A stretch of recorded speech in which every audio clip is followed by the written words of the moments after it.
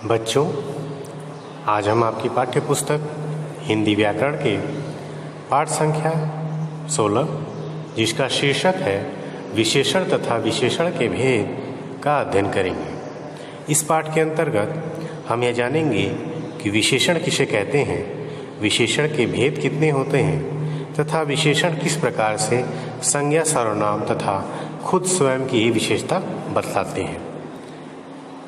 तो चलिए जानने का प्रयास करें विशेषण तथा विशेषण के भेद। विशेषण वे शब्द हैं जो संज्ञा, सर्वनाम तथा खुद स्वयं की ही विशेषता बतलाते हैं। जैसे उसने कठिन परिश्रम किया। यहाँ परिश्रम संज्ञा शब्द है और इसके ठीक पहले कठिन उसकी विशेषता बताता है, इसलिए कठिन शब्द विशेषण होगा। बेचारी वह ऐसे में कहाँ जाती, यहाँ वह एक सर्वनाम है और उसके ठीक पहले बेचारी शब्द है जो कि वह सर्वनाम की विशेषता बताता है, इसलिए यह विशेषण होगा। उसने बहुत कठिन परिश्रम किया। यहाँ कठिन एक स्वयं में विशेषण है और उसके ठीक पहले बहुत शब्द आया है जो कि खुद विशेषण की विशेषता बता रहा है। विशेषण जिन शब्दों की विशेषता बताते हैं उन्हें विशेष्य कहा जाता है। जैसे काला कुत्ता में काला शब्द कुत्ता शब्द का विशेषता बता रहा है, जिससे पता चलता है कि कुत्ते का रंग काला है, अतः यह विशेषण है। दूसरी ओर कुत्ता शब्द जिसकी विशेषता बताई जा रही है वह विशेष्य होगा। अर्थात उसने कठिन परिश्रम किया। यहाँ आपने यह तो ज्ञात कर लिया कि कठिन एक विशेषण है, परंतु विशेष्य यदि आपको ज्ञात करना हो तो यह कठिन जिसकी भी विशेषता बता रहा होगा वह उसका विशेष्य होगा। यह कठिन परिश्रम की विशेषता बता रहा है कि परिश्रम कठिन है, इसलिए परिश्रम विशेष्य हुआ। यहाँ बेचारे जो विशेषण है वह सर्वनाम की विशेषता बता रही है, इसलिए यहाँ वह जो है विशेष्य होगा। इस प्रकार विशेषण जिसकी विशेषता बताते हैं वे वाक्य में विशेष्य कहलाते हैं। जो विशेष होगा उसी की तो विशेषता बताई जा सकती है। इस प्रकार भी आप इसे याद कर सकते हैं। विशेषण की परिभाषा: जो संज्ञा, सर्वनाम या विशेषण शब्दों के गुण, संख्या या परिणाम, मात्रा आदि से संबंधित विशेषता की सूचना देते हैं वे विशेषण कहलाते हैं। अर्थात वे संज्ञा शब्द वे शब्द जो संज्ञा, सर्वनाम या खुद स्वयं के गुण, संख्या, परिणाम, मात्रा आदि से संबंधित सूचना दें वे विशेषण कहलाते हैं। यहाँ कुछ उदाहरण दिए गए हैं जिनके आधार पर हम विशेषण के भेदों प्रभेदों को जानेंगे। पहला है, छोटे बच्चे हमेशा शरारत करते हैं। विशेषण को पहचानने का पहला तरीका यही है कि आप वाक्य में संज्ञा शब्दों को पहचान लें। वाक्य में पहला संज्ञा शब्द है बच्चे, दूसरा है शरारत। अब हमको यह देखना है कि संज्ञा शब्द के पहले क्या कोई उसकी विशेषता बताता है। तो शरारत शब्द के पहले हमेशा एक अव्यय है, जबकि बच्चे के पहले छोटे शब्द आया है जो कि उसके गुण का बोध कराता है। इस प्रकार हम यह कह सकते हैं कि विशेषण का पहला भेद है गुणवाचक विशेषण। उसी प्रकार उसे कच्चे आम बहुत पसंद है। यहाँ आम जो है संज्ञा शब्द है और उसके ठीक पहले कच्चे शब्द उसके गुण को बताता है, इसलिए यहाँ भी गुणवाचक विशेषण होगा। पिताजी सफ़ेद कमीज पहन कर गए। यहाँ भी सफ़ेद गुण है कमीज का, इसलिए यहाँ भी गुणवाचक विशेषण होगा। कुछ लोग हमेशा झूठ ही बोलते हैं। यहाँ झूठ शब्द संज्ञा है, लोभ संज्ञा है, परंतु हमेशा जैसे कि मैंने बताया अव्यय है। परंतु लोग संज्ञा शब्द के पहले कुछ शब्द लिखा है जो कि लोगों की मात्रा संख्या का बोध कराता है, क्योंकि लोगों को हम गिन सकते हैं, इसलिए वो संख्या का बोध कराता है। इस प्रकार विशेषण का दूसरा भेद है संख्यावाचक विशेषण। पांचवा देखिए, आज 3 अध्यापक अनुपस्थित थे। यहाँ अध्यापक संज्ञा शब्द है और उसके ठीक पहले 3 संख्या लिखी गई है जो कि उसकी विशेषता बताता है, इसलिए यह भी एक संख्यावाचक विशेषण होगा। मुझे थोड़ी चीनी चाहिए। यहाँ चीनी संज्ञा शब्द है और उसके ठीक पहले थोड़ी लिखा हुआ है, और थोड़ी शब्द अनिश्चित तो है परंतु यह परिमाण का बोध कराता है, इसलिए इसे परिमाणवाचक विशेषण कहा जाएगा। मेरा बेटा कल अमेरिका जा रहा है। यहाँ आप ध्यान से देखेंगे, अमेरिका संज्ञा शब्द है और बेटा संज्ञा शब्द है। अमेरिका के पहले कल शब्द लिखा है जो कि अव्यय है, परंतु बेटा शब्द संज्ञा शब्द के पहले मेरा लिखा है, जो जिसे कि हम सर्वनाम कहते हैं। मेरा एक सर्वनाम है, परंतु यहाँ वह सर्वनाम का कार्य नहीं कर रहा, बल्कि बेटा संज्ञा शब्द की विशेषता बता रहा है, इसलिए यहाँ यह सार्वनामिक विशेषण का कार्य कर रहा है। उसने सोने की चूड़ियाँ खरीदी। यहाँ चूड़ियाँ संज्ञा शब्द है और सोना भी संज्ञा शब्द है, परंतु ध्यान से देखिए, यहाँ सोने की और चूड़ियाँ दोनों संज्ञा शब्द होने के बावजूद भी चूड़ियाँ शब्द की विशेषता सोने की शब्द बता रहा है, इसलिए यहाँ हम कह सकते हैं कि खुद संज्ञा शब्द की विशेषता एक संज्ञा शब्द बता रहा है, इसलिए इस प्रकार के विशेषण को नामिक विशेषण कहते हैं।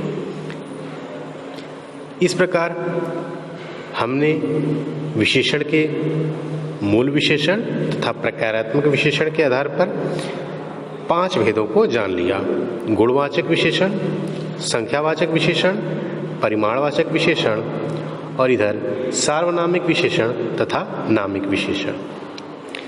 संख्यावाचक विशेषण निश्चित संख्यावाचक भी हो सकते हैं, अनिश्चित भी हो सकते हैं। उसी प्रकार परिमाणवाचक में भी निश्चित और अनिश्चित 2 प्रभेद होते हैं। हम पहले जानेंगे गुणवाचक विशेषण किसे कहते हैं। जो विशेषण अपने विशेष्य के गुण, दोष, रंग, रूप, आकार, प्रकार, स्वभाव, दशा, स्थिति, अवस्था आदि की सूचना देते हैं, वे गुणवाचक विशेषण कहलाते हैं। अर्थात वे विशेषण शब्द जो अपने विशेष्य अर्थात संज्ञा अथवा सर्वनाम शब्दों के ठीक पहले लगकर उसके गुण दोषों कि वह अच्छा है या बुरा है, उसके रंग रूप वह काला है या गोरा है, उसके आकार वह छोटा है या बड़ा है आदि की विशेषता बताएंगे, वे गुणवाचक विशेषण कहलाएंगे। इसको पहचानने का तरीका है, आप संज्ञा शब्द के साथ कैसा, कैसी, कैसे शब्द प्रश्न लगाकर इनका पता लगा सकते हैं। यहाँ कुछ उदाहरण दिए गए हैं। मोटी रस्सी, यहाँ मोटी रस्सी में रस्सी एक संज्ञा शब्द है और इसके ठीक पहले मोटी शब्द लगा है। यदि हम रस्सी से प्रश्न पूछें कैसा, तो उत्तर मोटी सही नहीं आएगा। कैसी रस्सी, यहाँ पर मोटी जो है शब्द सही बैठेगा, इसलिए हम कह सकते हैं कि यह गुणवाचक विशेषण है। और दूसरी प्रकार से हम यह भी कह सकते हैं कि मोटी उसके आकार प्रकार की स्थिति का बोध कर रहा है, इसलिए यह गुणवाचक विशेषण होगा। पुराना मंदिर, यह मंदिर संज्ञा शब्द है और पुराना जो है उसकी अवस्था का बोध करा रहा है कि वह पुराना है, इसलिए यह गुणवाचक विशेषण होगा।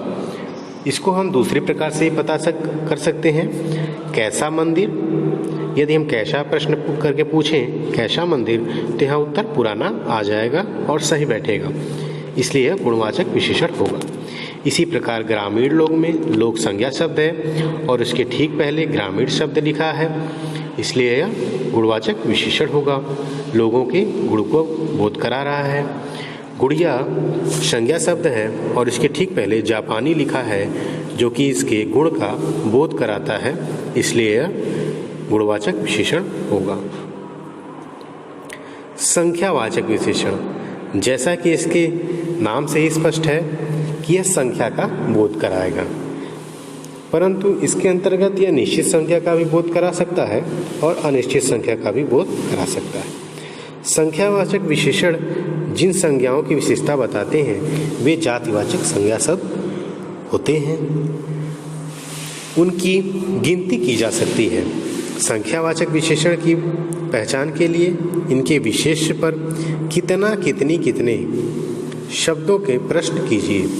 इन प्रश्नों के उत्तर में जो विशेषण मिलेंगे वे संख्यावाचक विशेषण होंगे। जैसे 10 आदमी, यह आदमी संज्ञा शब्द है और 10 जो है उसकी विशेषता बताता है, परंतु 10 उसके गुणों को नहीं बताता बल्कि उनकी संख्या को बताता है। उसी प्रकार दूसरी कक्षा, यहाँ भी कक्षा संज्ञा शब्द है और दूसरी उसकी संख्या का बोध कराता है। पांचवा देखिए, सब लोग, यहाँ लोग संज्ञा शब्द है और उसके ठीक पहले सब लिखा हुआ है, जो कि उसकी निश्चित संख्या का बोध तो नहीं कराता परंतु संख्याओं का बोध कराता है, क्योंकि लोगों को हम गिन सकते हैं। इस प्रकार संख्यावाचक विशेषण में से कुछ विशेषण अपने विशेष्य की निश्चित संख्या का बोध कराते हैं तथा कुछ अपने विशेष्य की अनिश्चित संख्या का बोध कराते हैं। जैसे इस घर में 10 लोग रहते हैं, यहाँ इस वाक्य में लोग और घर संज्ञा शब्द है, परंतु लोग संज्ञा शब्द के पहले 10 लिखा हुआ है शब्द, यह शब्द उसकी संख्या को बताता है, इसलिए यह निश्चित संख्यावाचक विशेषण होगा। जबकि इस घर में कुछ लोग रहते हैं, यहाँ भी वही वाक्य है, परंतु लोग संज्ञा शब्द के पहले कुछ शब्द लिखा है, जो कि इसकी निश्चित संख्या का बोध नहीं कराता, परंतु हम लोगों को गिन सकते हैं, इसलिए इसे संख्यावाचक अनिश्चित संख्यावाचक विशेषण के अंतर्गत माना जाएगा। इसी प्रकार वह तीसरी कक्षा में पढ़ता है, यहाँ कक्षा संज्ञा शब्द है और इसके ठीक पहले तीसरी लिखा हुआ है, जो कि इसकी निश्चित संख्या का बोध कराता है, इसलिए इसे निश्चित संख्यावाचक विशेषण कहेंगे। जबकि मेले में बहुत लोग थे, यहाँ मेले संज्ञा शब्द है और लोग भी संज्ञा शब्द है। लोग संज्ञा शब्द के पहले बहुत विशेषण आया है, जो कि उसकी संख्या का बोध निश्चित संख्या का बोध नहीं कराता, परंतु हम लोगों को गिन सकते हैं, इसलिए इसे निश्चित संख्यावाचक विशेषण के अंतर्गत रखा गया है। परिणामवाचक विशेषण, परिणाम का अर्थ होता है मात्रा, अर्थात वे विशेषण जो अपने विशेष्य की मात्रा का बोध कराते हैं उन्हें परिणामवाचक विशेषण कहते हैं। जिस प्रकार संख्यावाचक विशेषण में 2 प्रभेद थे, निश्चित अनिश्चित, उसी प्रकार परिमाणवाचक में भी 2 प्रभेद हैं, निश्चित परिमाणवाचक तथा अनिश्चित परिमाणवाचक। उदाहरण, 10 किलो आटा, यहाँ आटा संज्ञा शब्द है और 10 किलो उसकी विशेषता बताता है, परंतु यह विशेषता संख्या में नहीं है, 10 किलो मात्रा है उसकी, इसलिए इसे परिमाणवाचक विशेषक के अंतर्गत रखा जाएगा। 5 लीटर दूध संज्ञा शब्द है और 5 लीटर उसकी विशेषता बताता है, क्योंकि हम दूध को गिन नहीं सकते, इसलिए यह 5 लीटर उसकी मात्रा है और इस प्रकार यह परिमाणवाचक विशेषण कहलाएगा। बहुत मिठाई, यहाँ बहुत शब्द जो है मिठाई संज्ञा शब्द की विशेषता बताता है, परंतु उसकी संख्या की विशेषता नहीं बताता, क्योंकि जब हम बाजार में जाते हैं मिठाई लेने तब हम उन्हें गिन के नहीं लेते बल्कि उन्हें खरीदते हैं। इसलिए जिन वस्तुओं को हम तौल कर खरीदते हैं उनकी सभी विशेषताएं जो बताते हैं वे परिमाणवाचक विशेषण कहलाते हैं। कुछ सामान में भी कुछ उसकी विशेषता बताता है और परिमाणवाचक विशेषण कहलाएगा। यहाँ थोड़ी चीनी, यहाँ चीनी की विशेषता बताता है, थोड़ी उसकी मात्रा है, इसलिए यहाँ परिमाणवाचक विशेषण कहलाएगा। परिमाण या मात्रा किसी द्रव्य पदार्थ की ही बताई जा सकती है, अतः परिमाणवाचक विशेषण जिन संज्ञाओं की विशेषता बताते हैं वे द्रव्यवाचक संज्ञा होती हैं।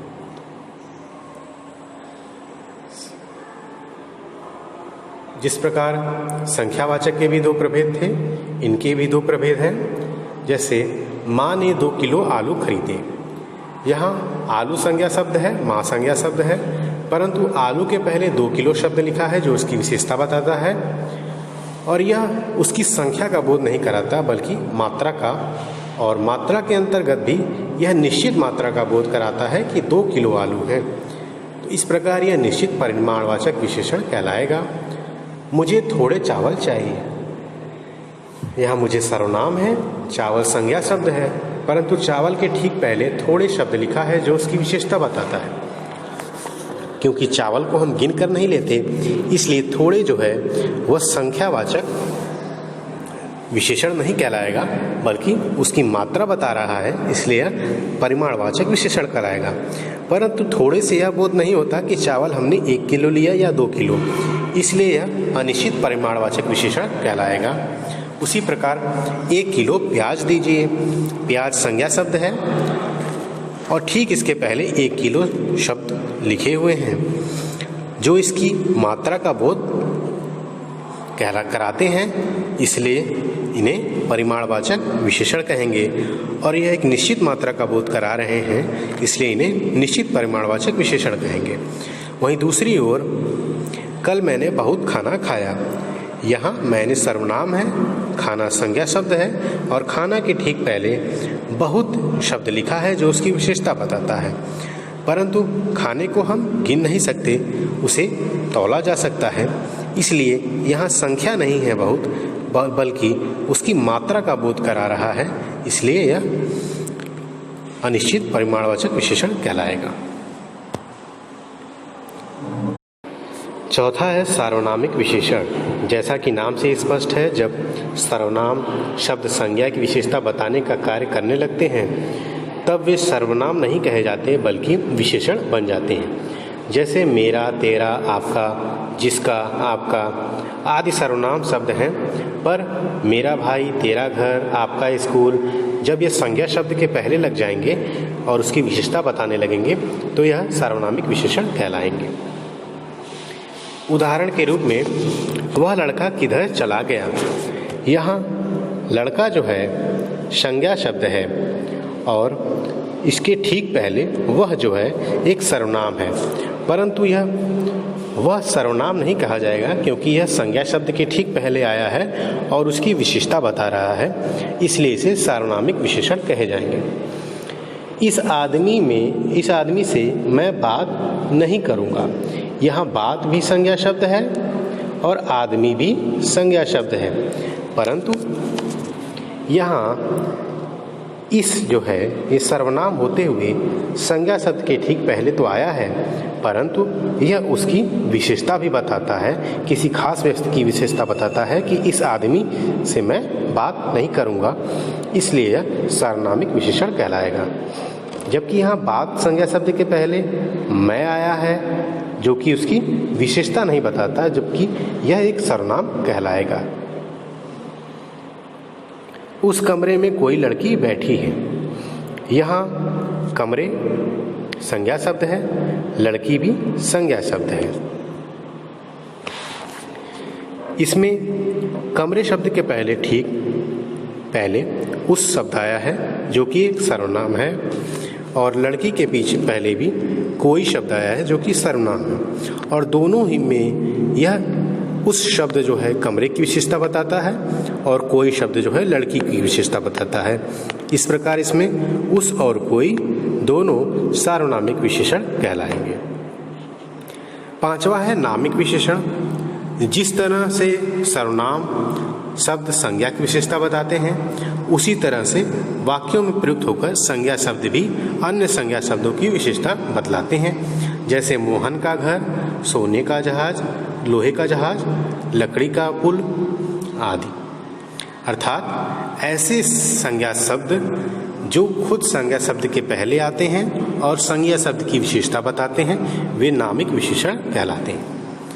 जैसे मीरा की सहेली कल लंदन चली गई। यहाँ सहेली एक संज्ञा शब्द है, लंदन भी संज्ञा शब्द है, परंतु सहेली शब्द के पहले मीरा आया है जो कि खुद में एक संज्ञा है, परंतु यह संज्ञा होते हुए भी सहेली संज्ञा की विशेषता बताता है, इसलिए यह नामिक विशेषण कहलाएगा।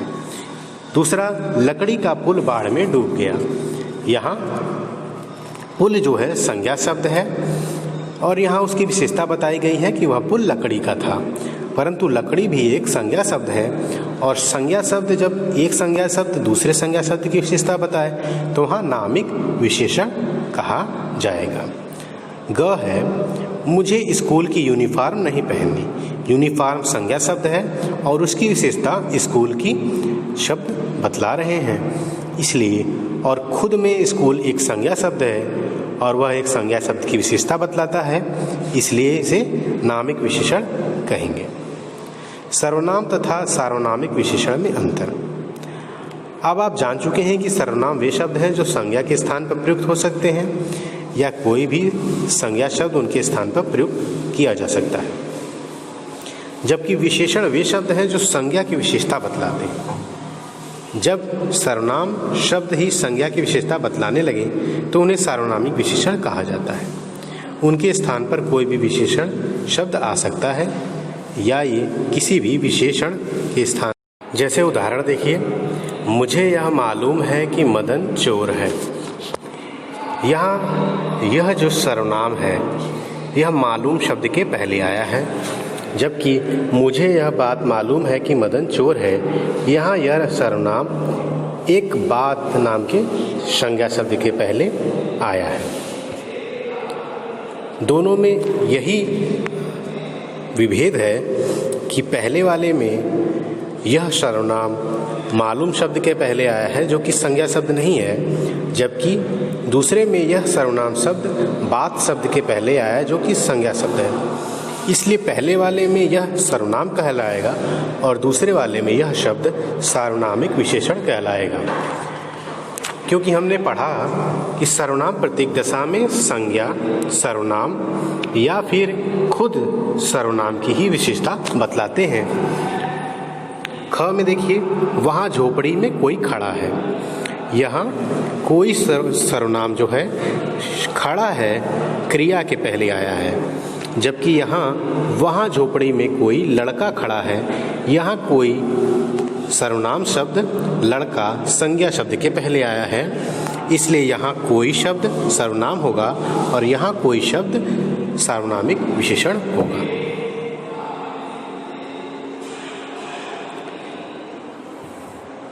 संख्यावाचक तथा परिमाणवाचक विशेषण में अंतर आप स्पष्ट कर लेंगे। संख्यावाचक विशेषण वहाँ प्रयुक्त होंगे जहाँ हम जिसकी विशेषता बता रहे हैं, जो हमारा विशेष्य है, उसको गिन सकें। जैसे लोगों को हम गिन सकेंगे, घोड़ों को गिन सकेंगे। जबकि परिमाणवाचक विशेषण वहाँ प्रयुक्त होगा जहाँ हम विशेष्य को गिन ना सकें। जैसे चावल को गिना नहीं जा सकता, सब्जी को गिन के नहीं हम खरीदते, सामान को हम गिन के नहीं खरीदते, दूध को भी गिन कर नहीं खरीदते, इसलिए यहाँ परिमाणवाचक विशेषण आएंगे। अंतिम है प्रविशेषण। जैसा कि हमने पीछे पढ़ा कि विशेषण जब खुद स्वयं की ही विशेषता बताने लगता है तो उसे प्रविशेषण कहते हैं। जैसे बाहर बहुत तेज धूप है, यहाँ धूप संज्ञा शब्द है और उसके ठीक पहले तेज शब्द आया है जो उसकी विशेषता बता रहा है, उसके गुण को बता रहा है। और उस तेज के भी ठीक पहले बहुत शब्द है जो कि तेज की विशेषता बताता है, मात्रा उसकी बता रहा है, बहुत तेज है। इसलिए यह जब विशेषण की विशेषता बताने के लिए एक अन्य शब्द भी होगा तो वहाँ वह प्रविशेषण कहलाएगा। अर्थात वे शब्द जो खुद विशेषण की विशेषता बता दें वे प्रविशेषण कहलाते हैं। जैसे नदी का बहाव काफ़ी तीव्र था, यहाँ नदी के बहाव के विषय में बता रहा है कि नदी का बहाव काफ़ी तीव्र था।